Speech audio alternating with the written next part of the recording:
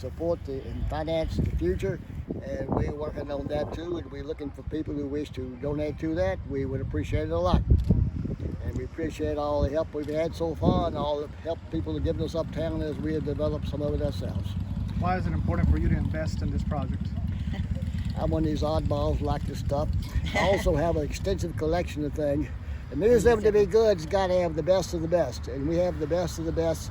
With as far as something like Markland toys, we have the best collection of Markland toys on the East Coast, or probably in the United States.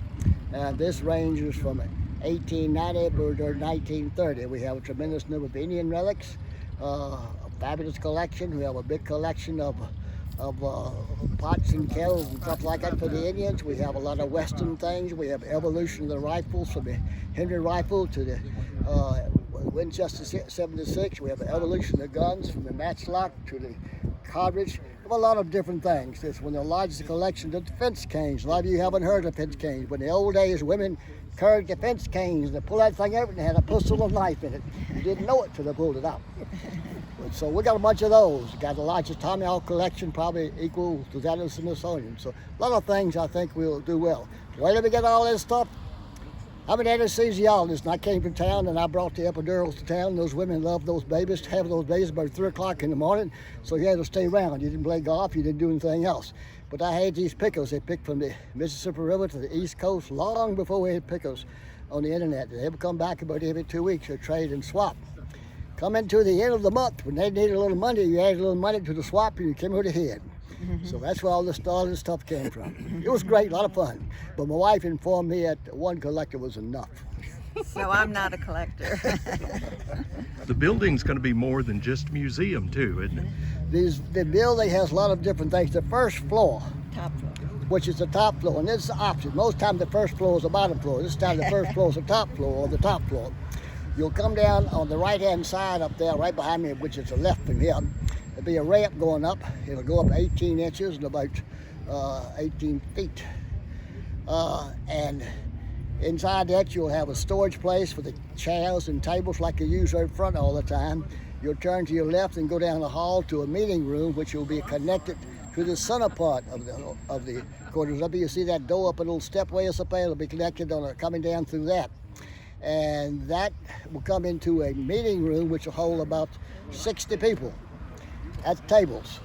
And that meeting room beside that will be a place, well, not a prep kitchen, but your place you divide your food up to serve. You'll have a stairway going down to the next 2 floors. You'll have an elevator there. That's the first floor. The second, 2 restrooms. you have 2 restrooms there. You go down on the next floor and you have basically a lot of display. Then you'll have a display on this first floor too. All the way down the hall as you come in from the front, all the way your big, and all the way around the waiting room will be displays, cases, a meeting room. But that meeting room will hold about 60 people at the tables. Plus you got to have a speaker stand, a place for a TV screen and stuff like that to lectures. But that's the general plan on that first floor. Now, the first floor opens up the courthouse a little bit. Right now, the office for the courthouse is upstairs on the second floor because the first floor is full of where you prep the food. Well, we're gonna move all that down here, so you'll have the office on the first floor, and the person can be in the office and be at the front door at the courthouse all at the same time. So that's gonna be much more efficient. You also have, right now we put the chairs and stuff upstairs in the elevator. You won't be doing that. It'll be rolled in here. So that's gonna be a big advantage from that. But we have a lot of stuff to go in the museum, and somebody asked me today, and I said, well, I don't know, probably 2,000 pieces. Wow. But one of them, ironically, and I don't know what we'll put in there or not, is the 6th largest collection of historic tools in the United States. That was down in North Carolina, down there at that museum. What was the name of that? Well, near High Point. High Point Historical Society had that museum, and that's where these tools were for years. But we're looking forward to it, and we appreciate all the help we've had and appreciate all the help people have given us, and we thank you a lot. What's the